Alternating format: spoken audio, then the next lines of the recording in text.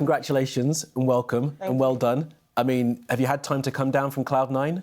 I think so. It was a week ago yesterday, so it's been nice to take it all in, settle down and be back home again. Yeah, and you've settled in, I suppose. You've come back. Have you taken time to really reflect on the impact that you had? I think a little bit. It's still surreal, but, you know, I think looking back at some of the photos and stuff from the day, it was incredible to be around, and I'm so happy that I was a part of it. I mean, there's so many parts of it as well. Let's start with the crucial goals as well. I mean, coming on as a super sub.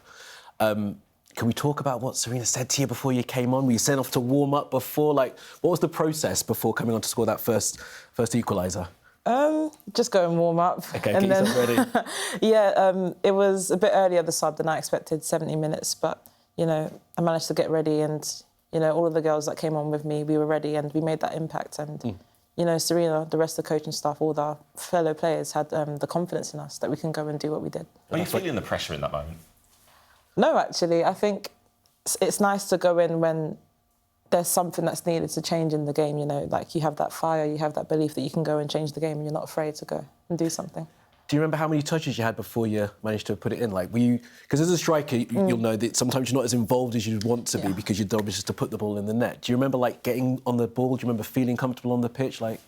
I reckon I probably had, like, 2 touches. Before you scored? Yeah, in those type of games, it's sometimes hard, especially playing up top. But, you know, sometimes you just get that one moment and, you know, I'm so grateful. Thank God I was able to at least take that chance, even though it was 2 yards out from the goal. But they say time slows down. Is that true? Could you see it coming over? Could you feel your foot connecting with the ball? To be fair, like when the cross came in, like I didn't get on it initially, and I just turned around and it was there. I was like, oh, great.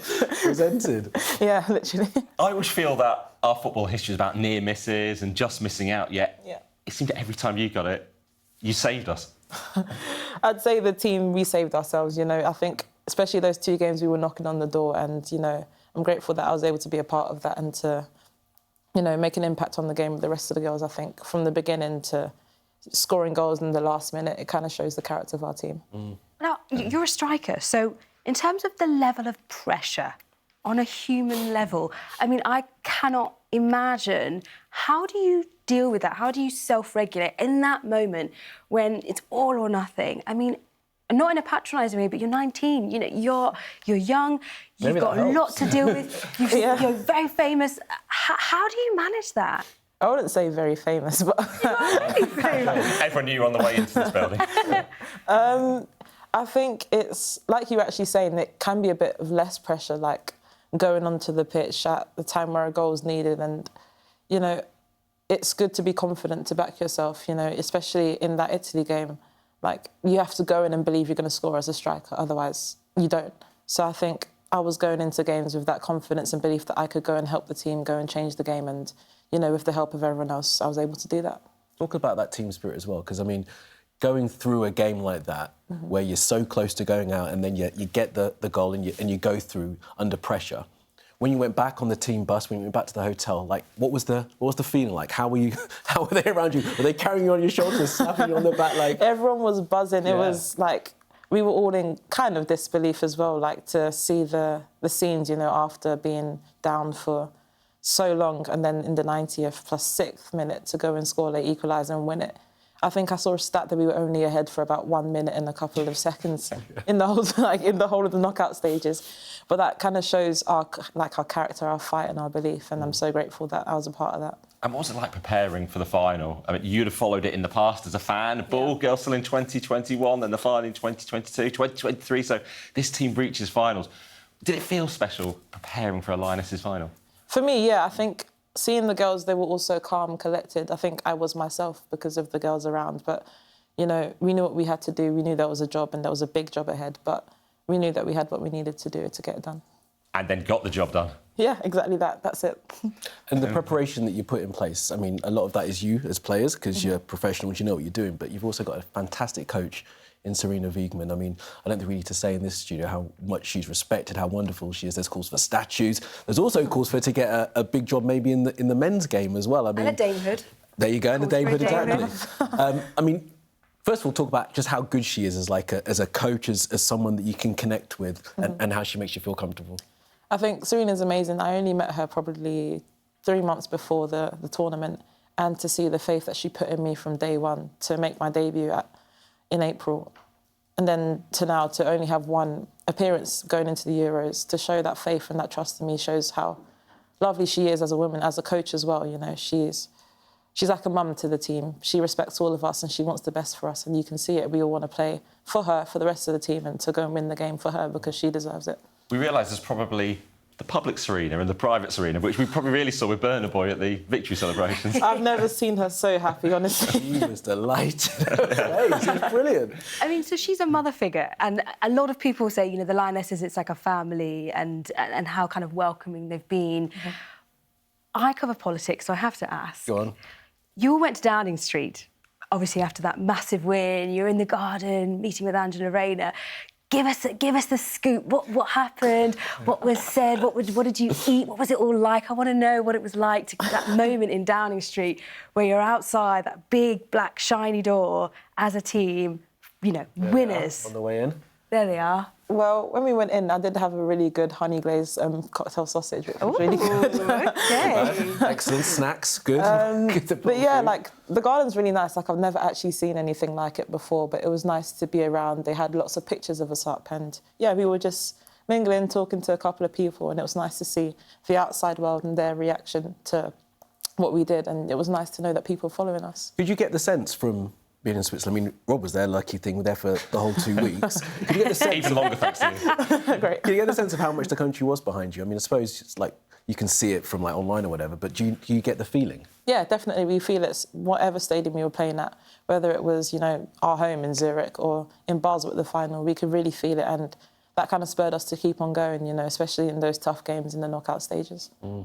What were those celebrations like then? You got back to the Dole, to the hotel, deep into the night. Was it more relief, bliss? How did it feel? I think everything. We had like a good time with our friends and family, and yeah, I went to bed quite early because we were going to fly later on. But yeah, you know, everyone was so excited, family, friends, their partners, you know, everyone was around, and it was nice to celebrate that with them.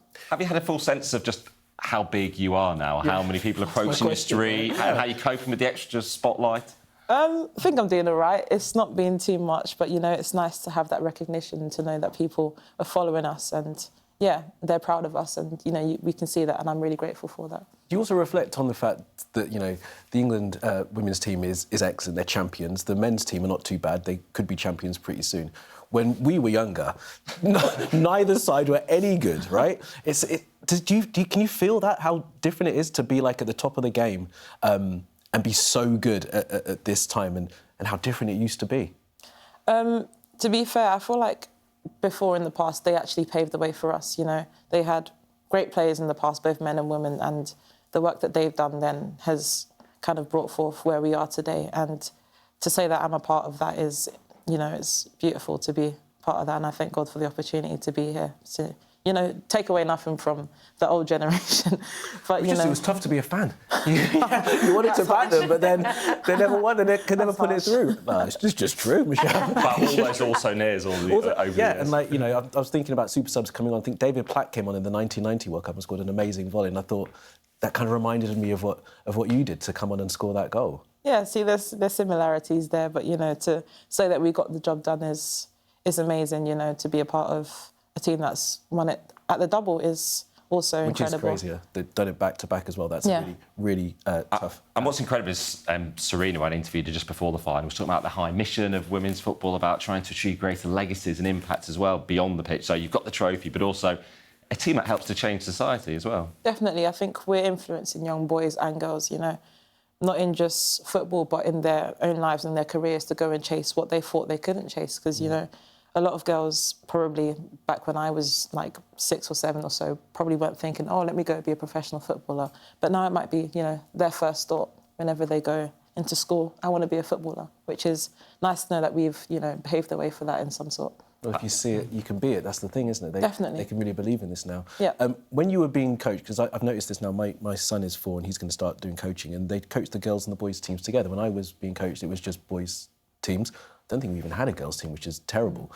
Were you coached with girls and boys, or was it just a girls' team? And what do you think about the way that they've sort of integrated the two sexes as they're playing football, as they're coming up? Well, at the beginning, I was in like a boys' team, my grassroots. Yeah, just for a couple of years, and then going at Arsenal was fully just girls, and that was nice to like be playing with, you know, what we're going to do for the rest of our careers, essentially. But yeah, we had a couple of times where we played in the boys' league under 10s, 12s, and that builds a lot of character, losing every week. But yeah, I think it was good for development, you know, and to see kind of like the integration. The boys were respectful, even though they were so young, but it kind of teaches you something, and it was nice to have that experience at such a young age. And having the Arsenal setup as well. Yeah, Arsenal's been so good to me, you know, since I joined 6, and all the way through, they've been so respectful, so helpful, and they've been so proud of my journey, and I'm so proud to say that I'm an Arsenal player. And an Arsenal fan as well. Correct, yes. So you can never move on to a big job somewhere else. Yeah. So I've read online that you are still studying. Is that correct? Correct, yeah. So how on earth are you managing studying for a degree while winning the Euros? I mean, when do you sleep? How does that work? I don't know. I can only say, you know, it's by the grace of God that I'm doing what I'm doing. It's a lot of work, but, you know, I mean, you have to be disciplined the same way as you have to be in football. So after training, go home, listen to a lecture, do some work, sometimes go in. It's not too far from here, actually, Kings. So, yeah. So do you have to get up extra early, you know, do some work before you train, or do you train first? No I do work after, not before. No chance. Is it good to have something completely different to focus on, a bit like with the piano as well? Yeah, I think so. Like, I just finished my A-levels before uni, so I'm kind of into the habit of studying, so it's nice to do that. And yeah, the piano, it's always great, you know, to do something to enjoy myself. You should tell everyone what this is about. You took a piano with you. You play, right? I did indeed, yeah. The funny thing is I actually started off playing like the guitar, but, you know, being in the church, that's where I was playing, so learning the piano and stuff like that. And yeah, I thought, why not take it with me? And it was nice that it could be driven in a van, so it was good to have that in my room, right next to my bed every day. You're a star striker now, you get what you want, Michelle. Oh, But also, I suppose it's a release, right? It's a way, it's to completely, presumably, de-stress, decompress, distract yourself, just kind of, I don't know, I mean, do you find that helpful for the pressure just to kind of turn to the piano for a second and just kind of escape? Yeah, definitely. I think especially after training, we had a lot of time off, so straight on just playing a couple of worship songs, because that's what I would do anyway. So it's just nice to decompress, like you said, just play, enjoy myself, chill. Talk to us a bit about how your family have reacted to all of this going on. I know that your dad's a coach, right? Yeah, he did it. I think he did his coaching badges earlier on. But yeah, all of my family were out, and it was nice to see them, and they were so happy for me, and they still are, you know. I went back to church for the first time 2 days ago, and everyone was so happy to see me. It was really nice to know that, you know, there's a whole community behind me, and as well as just fans and normal people, you know. So it's nice to know that we have a wider family that are behind us and following us. You got a lot of support, a lot of backing all the way through. How did it feel being back in church then, a week from the final, there from the footballing community to your church community? It was amazing, honestly. Like, yeah, it was a packed service, you know, so it was nice to see everyone and, you know, people I haven't really spoken to before coming up to me saying, well done, like, we're so proud of you, we were praying for you. And, you know, that kind of warms your heart, you know, to know that there were people that you don't even know supporting you and, you know, looking out for you, even though you don't know them. It's beautiful, and I'm so happy to have that around me. And when you talk about your family, there must have been sacrifices, obviously, to help you get to training, all the sessions, late at night and all the weekends. Absolutely. I think my dad was driving me to the majority of my sessions from 6 all the way to, you know, 17, 18. And my mum also, sometimes when my dad wasn't around, was able to do that. And my siblings, you know, they made a lot of sacrifices. Sometimes they can't be somewhere because I'm somewhere. And they were never, like, upset about it, but they were so, you know, happy for me and wanted to support me in whatever I did. So I'm so grateful to them. I mean, what age was it where it came into your mind, I'm going to be a footballer and I'm going to be a professional footballer and this is my calling? How old were you when you felt it deep inside that this was your calling, let's say? I can't really, like, pinpoint a particular age, but probably getting on to, like, 16s, 17s. I think that was the time where a lot of us were into, like, the youth set up at England as well. So we could kind of see that there was a way, and that was after the 15s World Cup. So you could see the WSL kind of emerging, and there was, like, a path to get to the top. So a lot of the girls, as well as myself, were like, yeah, we can do this, we can get to the top. So I'd say around there. Yeah. I mean, it's just... You're an inspiration to many people, and of course you've been a credit to yourself and to your family. You're only 19. There's a lot of time ahead of you. Have you thought what the next few years are going to be like for you? So far, not really. I obviously try and stay in the present. Being back at Arsenal is great, you know, and we have pre-season to go, and that's my focus for now, you know, to go and get ready for the season, no matter where I am. I want to help out my club and, you know, be successful in the league. And you're going to be going around those WSL grounds with a lot more fans, the banners, more autograph requests. Yeah, it's nice, you know, the fans have been supportive, even when I was just 16, like, within the squads back in the day. But, you know, Arsenal fans are, I always say, the best fans in the world, you know. They're amazing and they support us no matter where we are, and it's nice to know that they're around. Does this all seem a bit surreal when you look round? Huge pictures of you at the Euros with the trophy, and think back to a couple of months ago where your life was.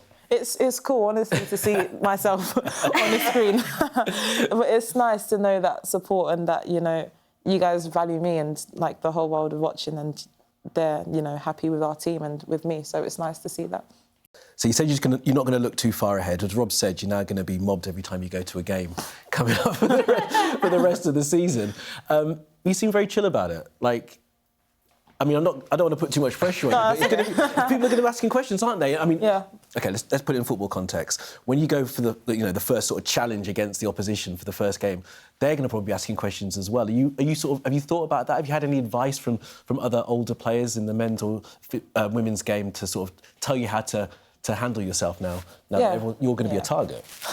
I think I have a good set of players, coaches, staff, my family around me that are really supportive, and like you say, the older players around, you know, both in the England and Arsenal setup, they're always around to help me. And yeah, I don't mind whatever's going on, you know, whatever's coming our way, it's because of our success, and it's a privilege to have that. So take it all as it comes, and I'm, you know, happy. If you want to target me, that's fine, you know. I'm happy with whatever's coming our way, because, you know, we've deserved it, we've earned it. And hopefully the World Cup's coming. Score goals. When's the World Cup coming? 27. Brazil. That'll be a nice one. Yeah. We'll have you back before and after that as well with another winner's medal. Let's hope. Yeah. Michelle Agyemang, love to speak with you. Thank you very much. Have a wonderful day. You're not going off to study. You're going to chill for the rest of the summer. When does pre-season properly start? And when you're back into action? Back in very soon. Should be next week. So yeah, I'll be very happy to get back in with the girls. I haven't seen them for a while, so I'm excited. Get back to the real thing. Yeah. Michelle, thank you so much and all the very best. Thank you. Thanks for having me. Lovely to speak with you.